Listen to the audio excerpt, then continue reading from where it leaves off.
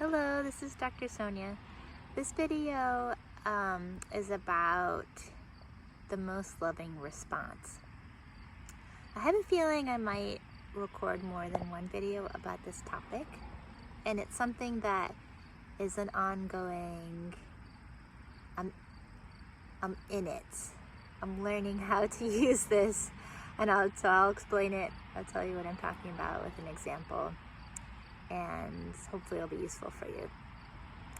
I don't remember if I read it somewhere. I can't say I came up with this on my own, but essentially the thought is that the most loving response will give you the best results.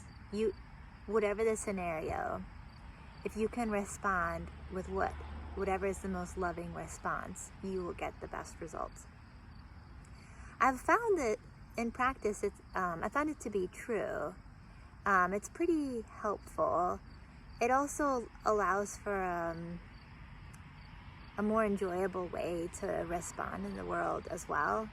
When I'm able to remember this thought, I really like the responses I have. I tend to appreciate that I gave pause and didn't react and had a more loving response, and I do like the results. I guess I can't evaluate whether they're the best results, not having only one course of action that I could take in any given scenario, I suppose.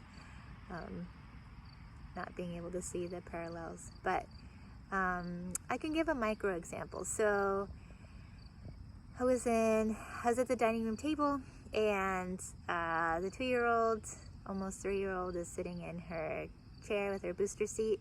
Her sister, who's about to be 1, was crawling around on the floor. They had 2 shiny new red chairs that the 2-year-old had picked out. They're like kid-sized chairs, and they were in the vicinity.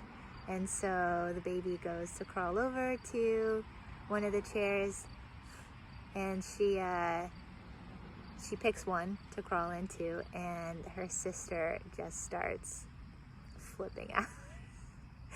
And that's my chair. They're exactly the same. They're 2 identical chairs. But I guess that was the one that she had decided was for herself. And in my mind, I can feel the frustration welling up. It's like, is this really worth this response, and crying and being so sad? And so I start to feel, like I said, the frustration welling up. And then in my head, I think, what is the most loving response? And I pause. And I just have kind of like frozen, and what I do is the word like play a game kind of comes to mind. I thought of playing a game instead, and it pops into my head. It's like all of a sudden I didn't get frustrated, and all of a sudden the idea, mosquito, to play a game pops in my head, and I turn, and she's eating her dinner, and I say, oh my goodness, how many chickpeas do you think you can eat?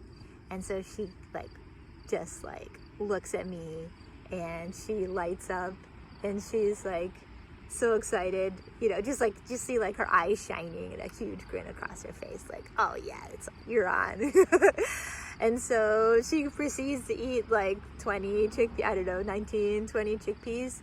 So in pausing in that way, and deciding to kind of tamper the frustration and look for a loving response, actually a really useful response pops into my head. She totally forgets about her sister, and then ends up eating a bunch of healthy food that she wasn't going to eat anyhow, that she wasn't eating up until that point. And so it's just a micro example, but yeah, I've found that keeping it in my mind, when I can keep it in my mind, the most loving response gives the best results, is really useful. Okay, I hope that's helpful.